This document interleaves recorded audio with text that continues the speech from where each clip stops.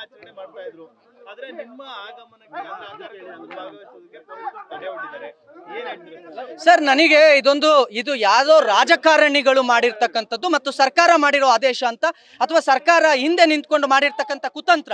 ಇಡೀ ಕೆರಗೋಡ್ನಲ್ಲಿ ಮೊದಲಿಂದನೂ ಕೂಡ ಕಾಂಗ್ರೆಸ್ ಸರ್ಕಾರ ಬಂದ ದಿನದಿಂದ ಹನುಮತ್ ಧ್ವಜವನ್ನು ಇಳಿಸಿದ ದಿನದಿಂದ ಇಡೀ ಕೆರಗೋಡ್ನಲ್ಲಿ ಇಡೀ ಹಿಂದೂಗಳನ್ನ ಸಂಘಟಿತರಾಗದಂತೆ ತಡೆಯುವಂಥದ್ದು, ಇಡೀ ಹಿಂದೂಗಳು ಅಲ್ಲಿ ಸೇರಿ ಯಾವುದೇ ಕಾರ್ಯಕ್ರಮ ಆಗದಂತೆ ತಡೆಯುವಂತ ಹುನ್ನಾರವನ್ನ ಕಾಂಗ್ರೆಸ್ ಸರ್ಕಾರ ಮತ್ತು ಇಲ್ಲಿರ್ತಕ್ಕಂಥ ರಾಜಕೀಯ ಪ್ರೇರಿತ ಶಕ್ತಿಗಳು ಮಾಡ್ಕೊಂಡು ಬಂದಿದ್ದಾವೆ. ಈಗಲೂ ಕೂಡ ತುಂಬಾ ಶಾಂತಿಯುತವಾಗಿ ನಡೀತಾ ಇದ್ದಂತ ಈ ಒಂದು ಪಂಜಿನ ಮೆರವಣಿಗೆ ಮತ್ತು ಈ ದೀಪೋತ್ಸವ ಕಾರ್ಯಕ್ರಮ ಏನಿತ್ತು, ಹನುಮತ್ ಧ್ವಜದ ಕರಾಳ ದಿನ ಇವತ್ತು ಏನ್ ಧ್ವಜ ಇಳಿಸಿದ್ರು, ಈ ಕಾರ್ಯಕ್ರಮಕ್ಕೆ ನನ್ನನ್ನು ಬರಬೇಡ ಅಂತ ಒಂದು ಆದೇಶ ಇಲ್ಲ. ಡಿಸಿ ಅವರ ಆದೇಶ ಇಲ್ಲ. ನಾನು ಕೇಳ್ತಾ ಇರೋದು, ಡಿಸಿ ಅವರ ಆದೇಶ ಇದ್ರೆ ಕೊಡಿ. ಜಿಲ್ಲಾಧಿಕಾರಿಗಳಿಗೆ ನನ್ನನ್ನು ಜಿಲ್ಲೆಗೆ ಬರದಂತೆ ತಡೆಯುವ ಅಧಿಕಾರ ಇದೆ, ಅಥವಾ SP ಗಿದೆ, SP ಅವರ ಆದೇಶ ಇದ್ರೆ ಕೊಡಿ.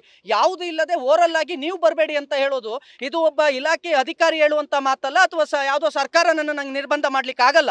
ಕಾನೂನು ಮತ್ತು ಸಂವಿಧಾನ ಎಲ್ಲಿದೆ? ಈಗ ಸಂವಿಧಾನವನ್ನ ಮತ್ತು ನನ್ನ ಮೂಲಭೂತ ಹಕ್ಕನ್ನ ಕಿತ್ಕೊಂಡು ನನ್ನನ್ನು ಬರಬೇಡಿ ಅಂತ ಹೇಳಿ ಓರಲ್ ಆಗಿ ಒಬ್ರು ಪೊಲೀಸ್ ಅಧಿಕಾರಿ ಬಂದು ನಿಂತ್ಕೊಂಡು ಓರಲ್ ಆಗಿ ನೀವು ಬರಬೇಡಿ ಅಂತ ಹೇಳೋದು ಇದು ರೌಡಿಸಂ ಸರ್ಕಾರವಾ?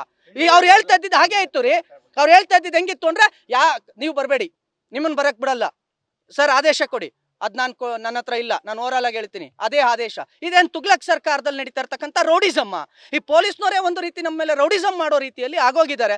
ನಾನು ಕೇಳ್ತಾ ಇದ್ದದ್ದು, ಒಂದು ಆದೇಶ ಪತ್ರ ಕೊಟ್ಟಿದ್ರೆ ಆಗ್ತಿತ್ತು. ಯಾಕೆ ಆದೇಶ ಪತ್ರವನ್ನು ಟೈಪ್ ಮಾಡೋದಕ್ಕಾಗಲ್ವಾ? SP ಅವರಿಗೆ ಆದೇಶ ಪತ್ರವನ್ನು DC ಅವರಿಗೆ ಟೈಪ್ ಮಾಡೋಕ್ಕಾಗಲ್ವಾ? ನಿಮ್ಮ ಇಡೀ ಕುತಂತ್ರ ಏನು ಅಂತ ಅಂದ್ರೆ, ಒಟ್ಟಾರೆ ಕೆರಗೋಡಿನ ಈ ಶಾಂತಿಯುತವಾದಂತ ಒಂದು ಹೋರಾಟ ಏನಿತ್ತು, ಹಿಂದೂಗಳ ಜಾಗೃತಿ ಆಗೋದೇನಿತ್ತು, ಇಡೀ ಕಾರ್ಯಕರ್ತರು ಒಗ್ಗಟ್ಟಾಗೋದೇನಿತ್ತು, ಇದನ್ನ ತಡೆಯುವಂಥದ್ದು, ಇದನ್ನ ಎಂಟೈರ್ ಆಗಿ ತಡೆಯುವಂಥದ್ದೇನಿತ್ತು, ಇದರ ವಿರುದ್ಧ ನಾವು ಮಾಡೇ ಮಾಡ್ತೇವೆ.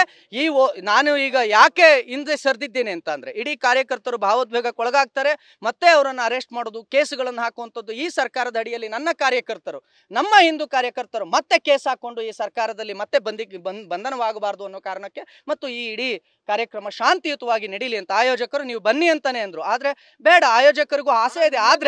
ಆದ್ರೆ ನಾನು ಹೇಳ್ತಾ ಇರೋದು, ಕಾರ್ಯಕ್ರಮ ಶಾಂತಿಯುತವಾಗಿ ನಡೀಲಿ, ಕಾರ್ಯಕ್ರಮ ಯಶಸ್ಸಾಗ್ಲಿ ಅಂತ ಹೇಳಿ ನಾವು ಇರ್ಲಿ. ಅವ್ರೀಗ ಈ ಕುತಂತ್ರವನ್ನ ಮಾಡಿರೋದ್ರಿಂದ ಇದೇ ಕೆರಗೋಡಿಗೆ ಮುಂದಿನ ಕಾರ್ಯಕ್ರಮದಲ್ಲಿ ಬಂದೇ ಬರ್ತೇವೆ, ನಿಂತೇವೆ. ಕಾರ್ಯಕ್ರಮ ನನ್ನಿಂದಾಗಿ ನಿಲ್ಲೋದು ಬೇಡ. ಪುನೀತ್ ಕೆರೆಹಳ್ಳಿಯನ್ನ ತಡೆಯೋದ್ರಿಂದ ಕಾರ್ಯಕ್ರಮ ನಿಲ್ಲೋದಿಲ್ಲ. ಪುನೀತ್ ಕೆರೆಹಳ್ಳಿ ಇಡೀ ಹಿಂದೂ ಸಮಾಜದಲ್ಲಿ ಒಂದು ಸಣ್ಣ ವ್ಯಕ್ತಿ ಅಷ್ಟೇ, ಒಂದು ಇಡೀ ಹಿಂದೂ ಸಮಾಜದ ಕಾರ್ಯಕರ್ತರಲ್ಲಿ ಪುನೀತ್ ಕೆರೆಹಳ್ಳಿ ಒಬ್ಬ ತೃಣಕ್ಕೆ ಸಮಾನ ಅಷ್ಟೇ. ಕಾರ್ಯಕ್ರಮ ಅದ್ದೂರಿಯಾಗಿ ನಡೆಯುತ್ತೆ.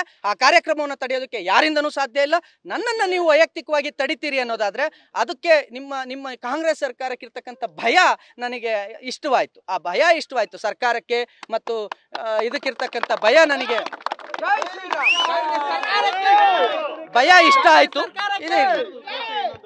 ಸರ್, ಈ ಉದ್ದೇಶ ಇಷ್ಟೇ. ಮಂಡ್ಯ ಜಿಲ್ಲೆಯಲ್ಲಿ ಹಿಂದುತ್ವ ಭದ್ರ ಬುನಾದಿ ಆಗಬಾರ್ದು. ಮಂಡ್ಯ ಜಿಲ್ಲೆಯಲ್ಲಿ ಹಿಂದೂಗಳು ಸಂಘಟಿತರಾಗಬಾರ್ದು. ಯಾವುದೇ ಕಾರಣಕ್ಕೂ ಹಿಂದೂ ಕಾರ್ಯಕರ್ತರು ಒಂದಾಗಬಾರ್ದು. ಕಾರ್ಯಕ್ರಮ ಯಶಸ್ವಿ ಆಗಬಾರ್ದು.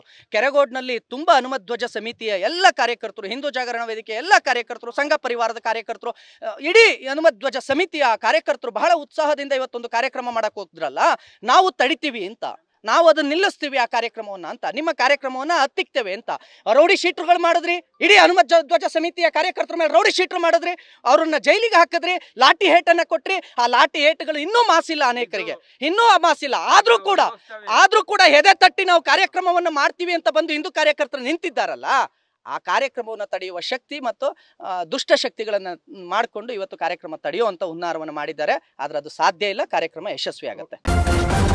ನ್ಯೂಸ್ ಫಸ್ಟ್, ನಿರ್ಭೀತಿಯಿಂದ ನಿಮ್ಮ ಪರವಾಗಿ.